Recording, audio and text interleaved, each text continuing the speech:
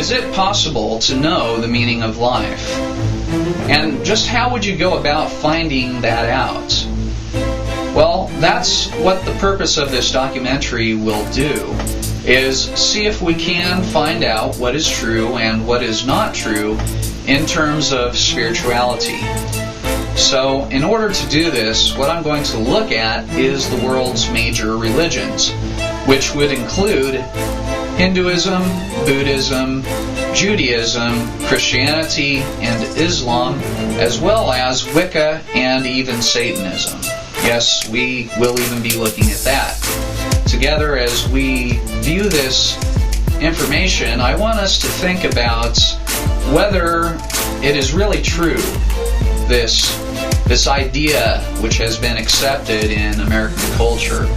And that idea being that you can decide what is true and what is not true based on how you feel about it.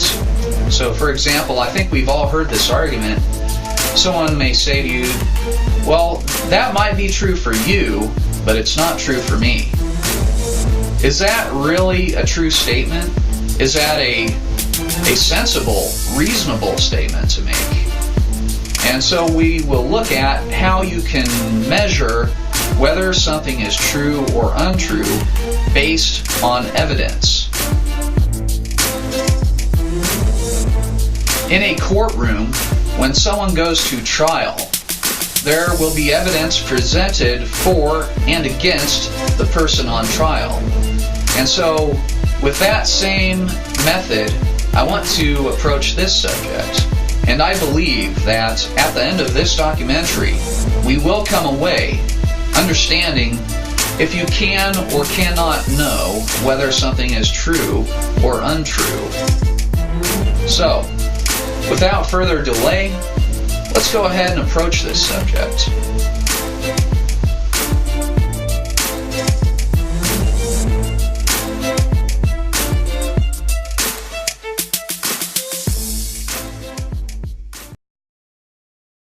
There are many intriguing concepts to explore when we examine how we can know whether something is true or untrue, and that is what I would like to take a few minutes to address. Can we really know if something is true or not? In other words, if we choose to believe that something is true, how do we base our resulting belief system? Is it based on emotion? Is truth based on what our culture as a whole believes? Is truth based on what our family members may have taught us? Is truth determined by our own personal experiences? Is truth simply a type of blind faith which each person decides upon for his or herself? Is truth unknowable, therefore forcing upon us the necessity to accept all beliefs as possibly being equal to our own? Or is truth based upon facts and evidence? I want to ask the viewer a question which really deserves some attention in this discussion about truth. Does simply being sincere or having a strong conviction or feeling about a belief make it true? Let me put forth a scenario to help us understand this question. Suppose that someone approached you and told you that the capital city of the United States is Dover, Delaware. Suppose also that this was a sincere belief which he or she has. Suppose that this person received this information from someone who he or she trusted and loved. Suppose further that this person is deeply hurt when you or I insist that Washington, D.C. is in fact the capital city of the United States and Dover, Delaware is not. Does this person's sincerity or their emotions on this issue make what they believe to somehow become true? The answer is obvious. The fact that Washington, D.C. is and has been the capital city of the U.S. has been a long documented fact, and it simply does not matter how anyone feels about that. Personal feelings about this issue do not affect its reality and historical documentation. So, from this example, we can easily understand that a person's feelings have absolutely nothing to do with determining whether something is true or untrue. Truth is established and verified by facts and evidence alone. Observing and studying the facts and evidence related to an issue is the same method in which science is conducted, and it has been said that we are living in an age of science.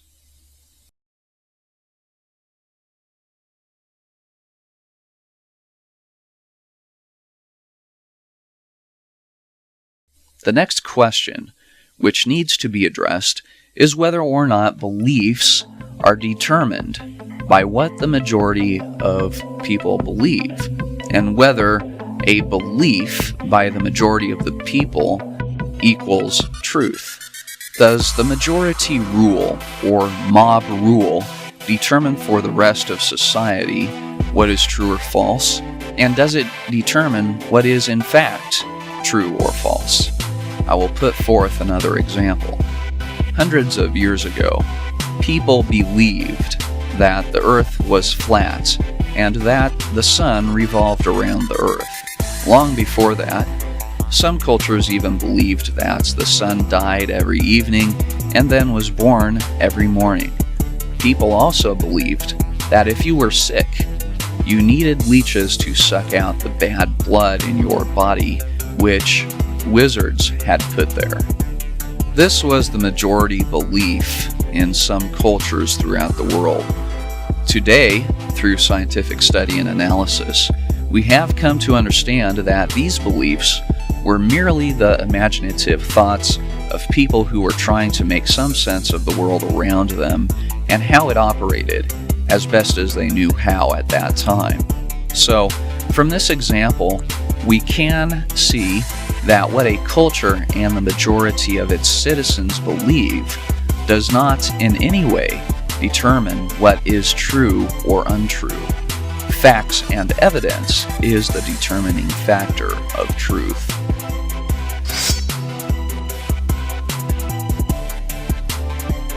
And what about a person's family? Does truth originate from our family? Or does our family determine for us and the rest of society what is true or untrue?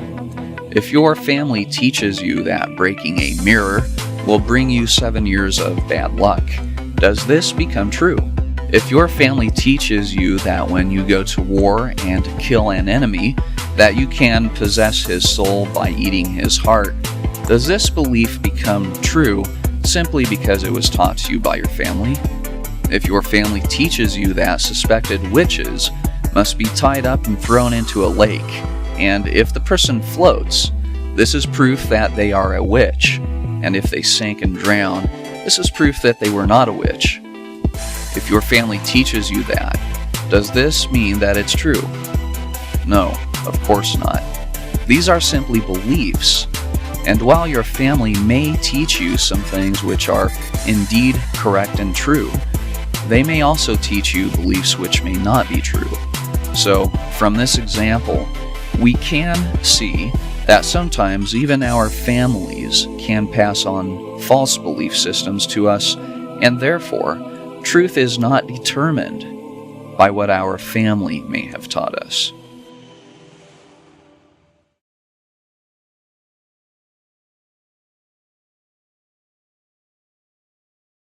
What can be said of personal experiences? Is truth determined by what we may have seen and heard, or emotions which we have had, or thoughts which have entered into our minds? As an example, if I take a drug and experience an altered state of mind, and have some really deep realization about how I relate to the universe and it to me, does this make my belief which resulted from that experience a true belief? If, in this altered state of mind, I truly and sincerely believe that I can leap from a building and fly like an eagle, will that belief become true as I plummet to my death and impact the ground below, splitting myself wide open? The answer is obvious. Personal experiences do not determine truth any more than emotion does.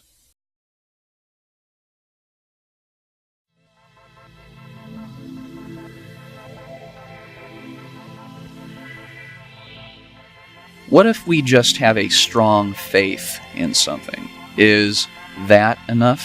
Having faith in that which can be proven, that is a good thing. But to have faith in that which is proven to be incorrect would not be sensible. As an example, I can walk into a building, and if it is built correctly, I should have faith that it will not fall or collapse beneath my feet. That faith would be justified and reasonable. That would be a sensible faith. If I jump from an airplane without a parachute, how reasonable would it be for me to have faith that I will survive that fall to the earth? Will simply having enough faith bring me safely to the ground? So again, is a blind faith in something enough? And is it sensible? What if we have a blind faith in something which can be proven to be wrong? Would our stubbornness to give up our belief system somehow make it become true at a future point just because we had such solid, unwavering faith? In order to find this out, I would challenge the viewer to conduct a simple test.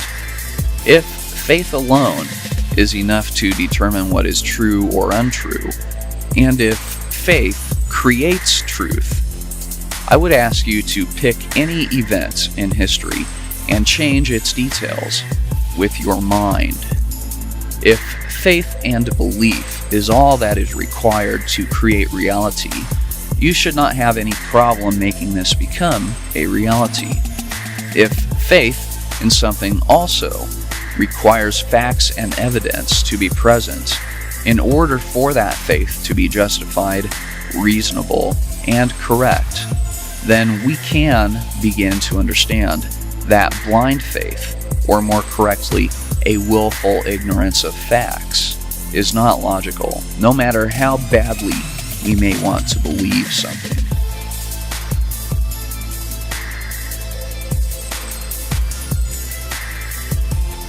Some people have even put forth the idea that truth is unknowable. To me, this is a nonsense statement, as has already been demonstrated. We can indeed know the truth about the world in which we live. We can know the truth about the capital of the United States. We can know the truth about the solar system and the orbit of the Earth around the Sun.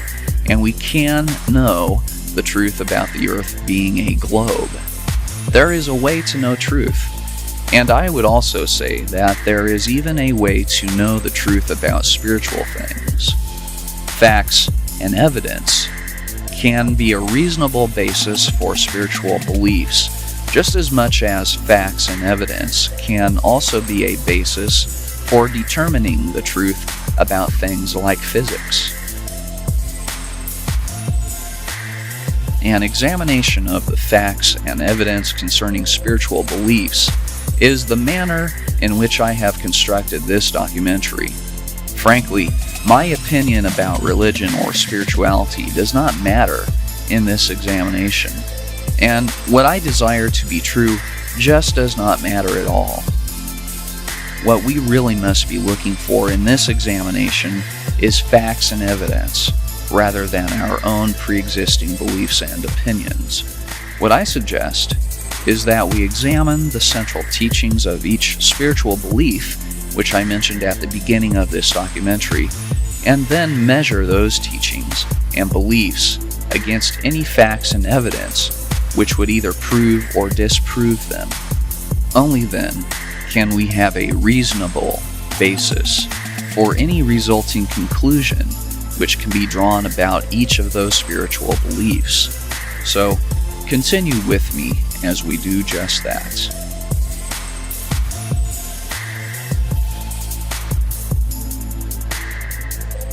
since this film deals with the concept of how we can know the truth about spiritual beliefs, it could be said that something about the nature of spiritual things and spirituality in general should be touched upon briefly, because although the world's religions differ in their core teaching, there seems to be something common to them all, which I would like to take a moment to explain. Consider that the majority of religions, in some sense, teach the belief that man is composed of a spirit in addition to his physical body. And this is really the reason for having a spiritual belief system or a religion, is because of that spirit inside of man. So together, the spirit and body work symbiotically, or that is to say, together in a mutual relationship to make the man a whole and complete creature.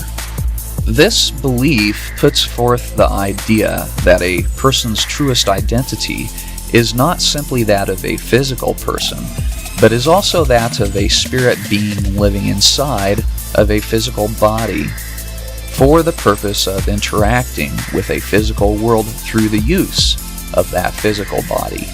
Like a person in a car uses the car to interact with traffic on the interstate, highways, or city streets. In other words, without a physical body, man could not interact with a physical world. Therefore, he needs a body for his spirit to live inside of.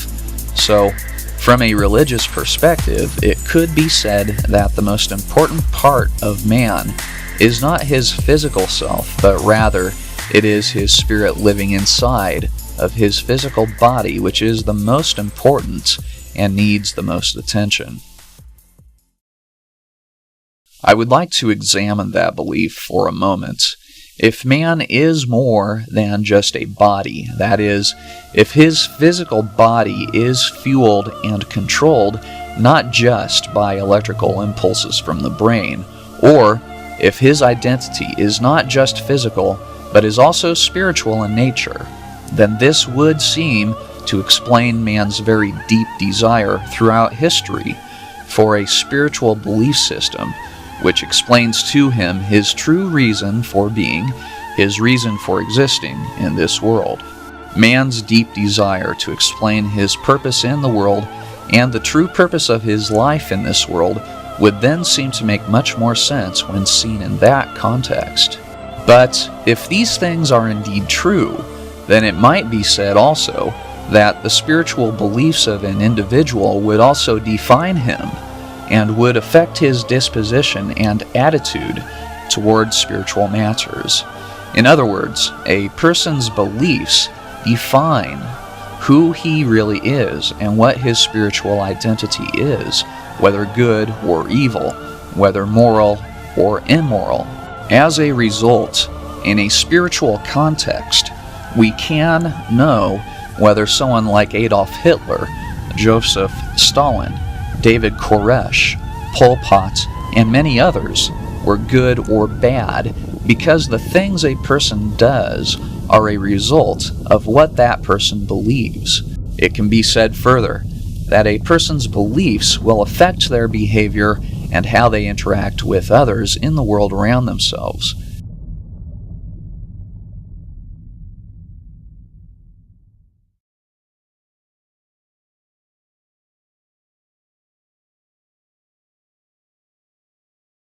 As an example, in the Buddhist tradition, a person's behavior will determine the state of his or her reincarnation. If a person was generally good while their spirit was living in the physical body, then they will have a favorable reincarnation. If their behavior was bad, they will not have a desirable reincarnation. These beliefs about reincarnation will be explained in more detail later as we look more closely at the world's religions. In Islam, a person's beliefs also contribute to and dictate his behavior, and his behavior determines whether he will go to either paradise, the Muslim equivalent of heaven, or Jahannam, the Muslim equivalent of what is commonly referred to as hell in the Western world. The same can be said of Judaism and Christianity. Within the teachings of these religions, beliefs will ultimately determine a person's actions, and those actions will determine the rightful eternal existence of the spirit of a person. So, it can be said that, common to all religions, spiritual beliefs will determine who a person really is, whether good or evil, because our actions are a result of what we believe to be true or untrue, and we act based on what we believe.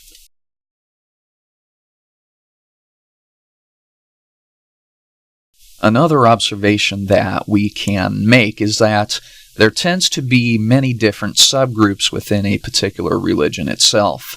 These different groups are not always recognized by everyone within the religion as genuinely being a part of it, and there is sometimes dispute between these different groups. For example, in Islam you have two major groups, the Sunnis and the Shiites. There may be a few other smaller fringe groups, but it is generally considered by the majority of both Shiite and Sunni Muslims to not include these subgroups within Islam as being a true and accurate representation of the Muslim faith.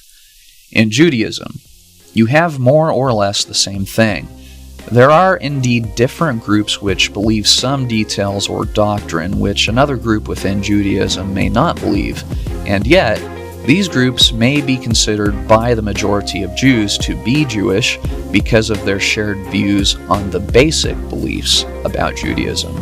And still, there may be those fringe groups also who consider themselves to be Jewish, but are not recognized by the majority of Jews to be teaching correct doctrine, and therefore the majority of Jews would not consider them to be Jewish. The same is true of Christianity, which has many different groups or denominations as they are sometimes called. There are Baptist churches, Lutheran, Methodist, and the list seems to go on and on. Then, there are those who the majority of Christians within all of these different groups would consider to be a false form of Christianity because they lack the basic teaching common to Christians, even while appearing outwardly to many to have some of the same beliefs that a Christian would have. The same can be said of some within the Buddhist and Hindu traditions as well. As we can imagine, this all becomes very confusing at times.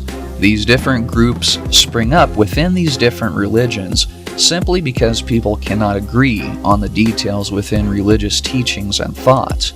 Because of this, I will not include the subgroups and beliefs of these subgroups unless it is absolutely relevant to the examination of the religion itself.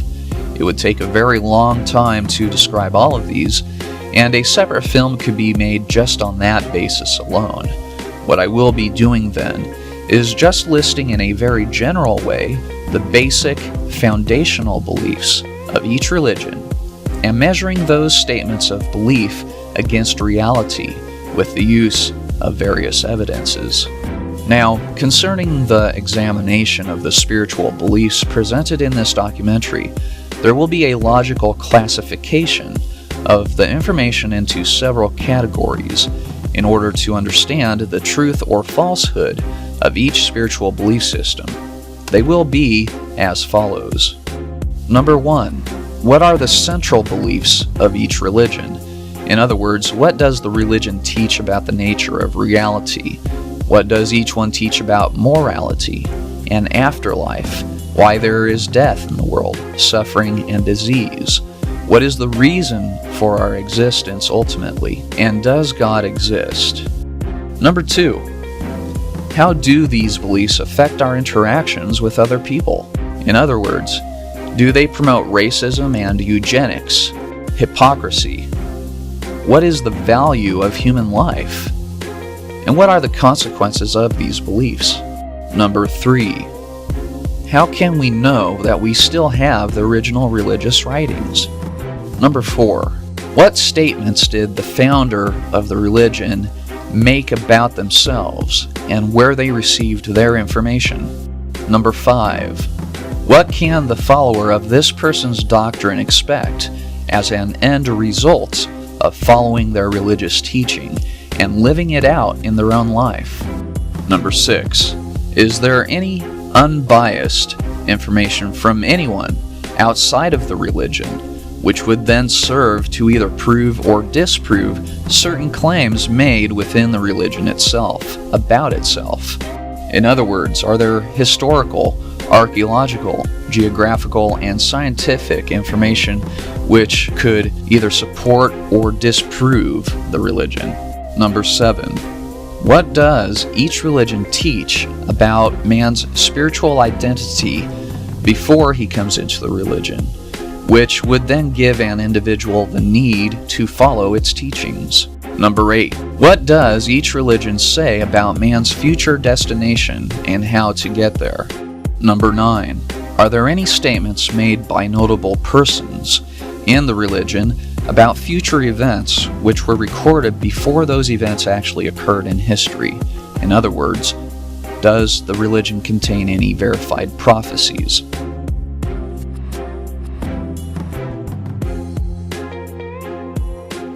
We can see from the examples which I presented earlier that the trendy methods seen in American culture, which serve to put forth the idea that truth can be whatever we want it to be, just do not work. You and I cannot make a thing to become true or untrue just because we want it to be so. My aim has been to show the viewer that truth is not determined by our feelings, majority opinion, family traditions, personal experiences, or even strong personal beliefs. In other words, truth is not determined by what each individual desires to be true or not true, but by facts and evidence alone. I understand that this concept, that truth is not determined by human will, is completely contrary to what the music and entertainment industry has told us, and for many people, this entire discussion may be upsetting. Since this is true of some people, I ask the viewer to be patient and use common sense as you continue viewing this film.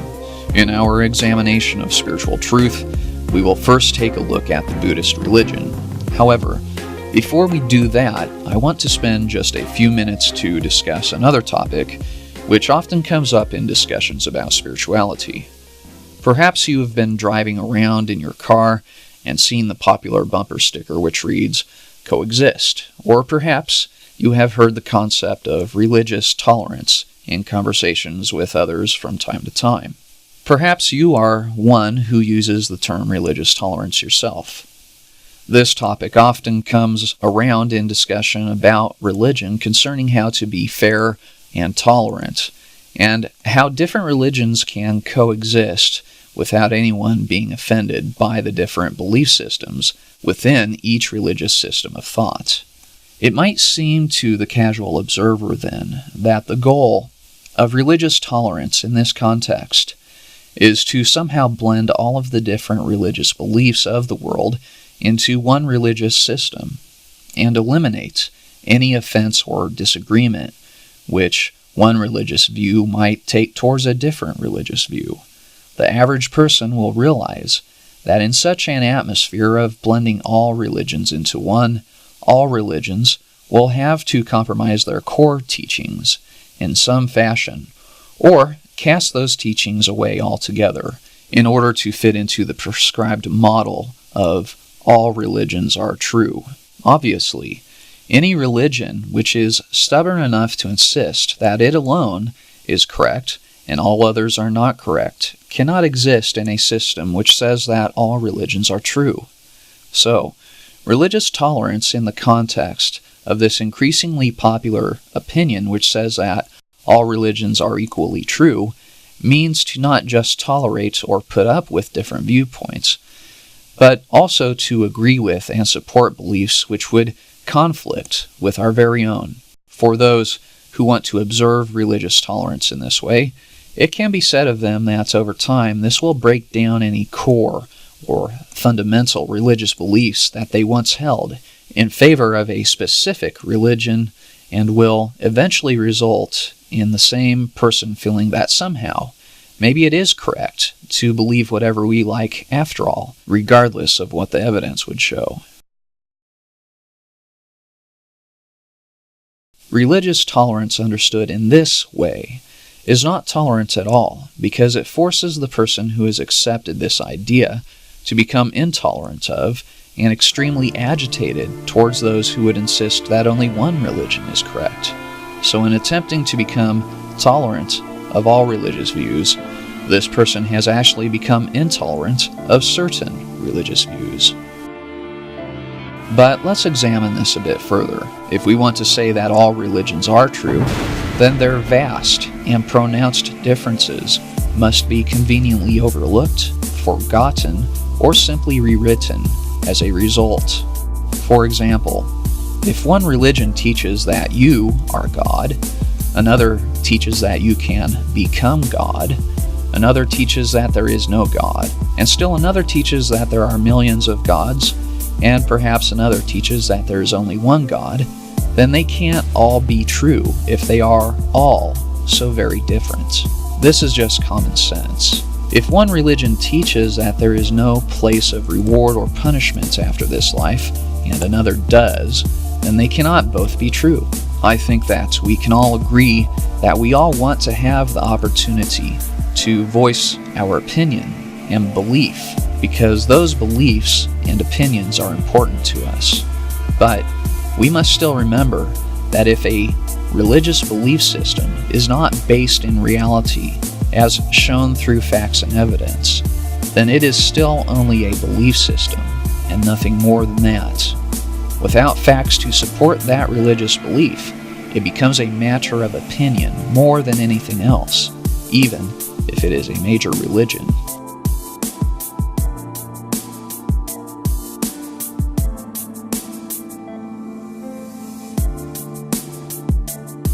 In this examination, let's consider the words tolerance and intolerance.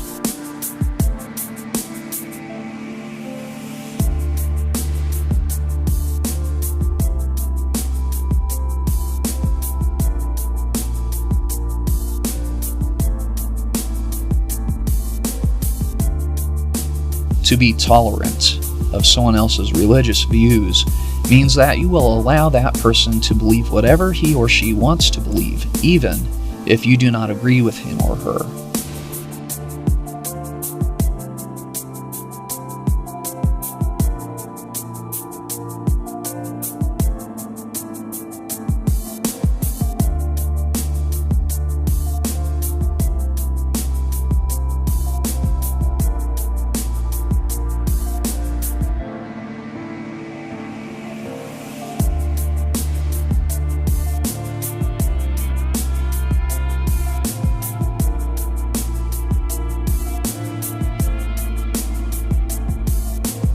Religious tolerance does not mean that you accept all beliefs as true.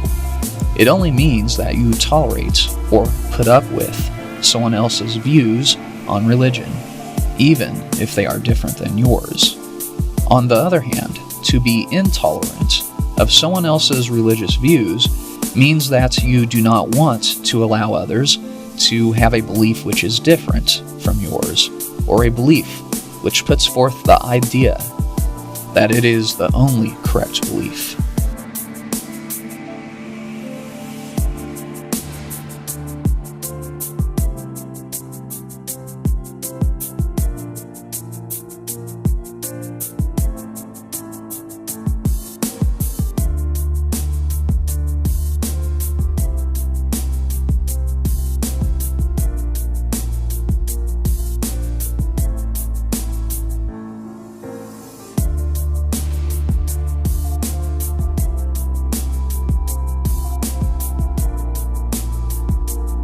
True religious tolerance is when a Muslim, Hindu, Christian, Buddhist, or follower of any religion would encourage debates between these different religions and would also believe that clearly defining the major differences between religions is necessary in order to understand them correctly.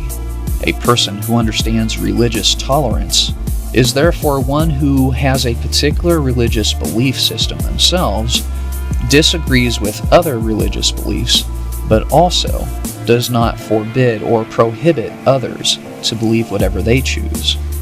A person who understands religious tolerance will disagree with an opposing belief system, provide evidence for their own belief system, and persuade others to accept their belief system, and still tolerate the beliefs of others, even while disagreeing with them. To sum it all up, we can recognize someone who understands religious tolerance if they are able to believe that their own religious belief system is absolutely true. They are also able to tolerate the beliefs of others, even if they believe that this produces a negative result for those who follow such beliefs. The person who understands religious tolerance, then, will believe that anyone is free to believe whatever they like, even if they will experience a very negative result for doing so.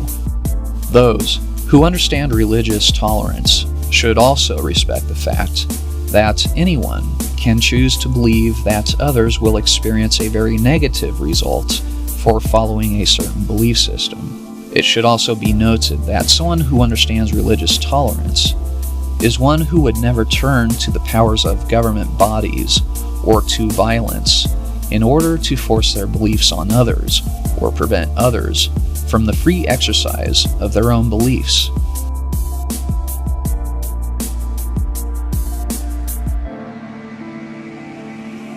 The person who understands religious tolerance in this context would instead use open debate, common sense and reasoning, and persuasion. These methods would be used to simply convince others that their belief system is true, rather than using violence or the powers of government to silence those with a different belief system.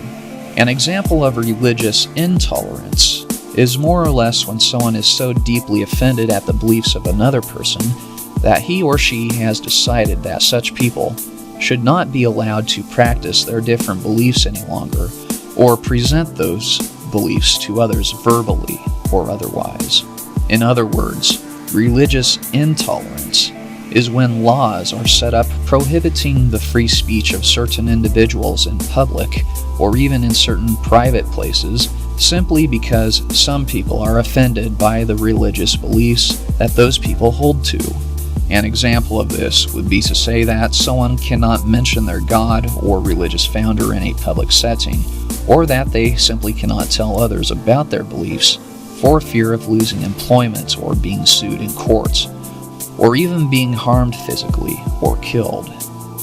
Religious intolerance is therefore when a certain person or group of people causes harm to another individual or group of people and attempts to limit a person's right to free speech concerning their religious beliefs with the use of laws and ordinances which would impose punishments upon someone for doing just that.